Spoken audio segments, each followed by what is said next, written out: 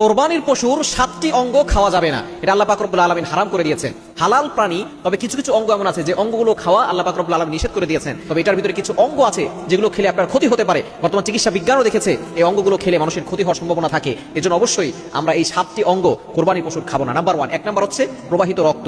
যেই রক্তটা পশু জবাই করার পর বের হয়, রক্ত কিন্তু এটা নাপাক এবং রক্তের ভিতরে অনেক জীবাণু থাকে, অনেক ভাইরাস থাকে।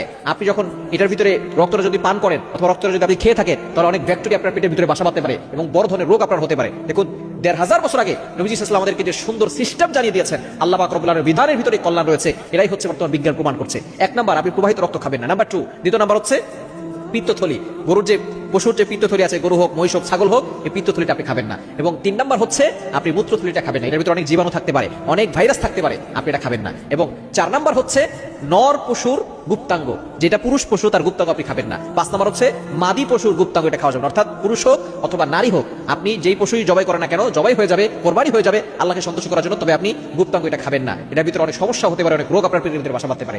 এবং 6 নাম্বার হচ্ছে অন্ডকোষ খাওয়া যাবে না। এবং 7 নাম্বার হচ্ছে জমাট বাঁধা যে মাংস গ্রন্থি আছে, এটা আপনি খাবেন না। এই 7টি অঙ্গ থেকে দূরে সরে আসবেন এবং হালাল প্রাণীর ওই 7টি অঙ্গ খাবেন না। আপনি যেটা কল্যাণকর সেটাই খাবেন, দেখবেন আপনি সুস্থ থাকতে পারেন।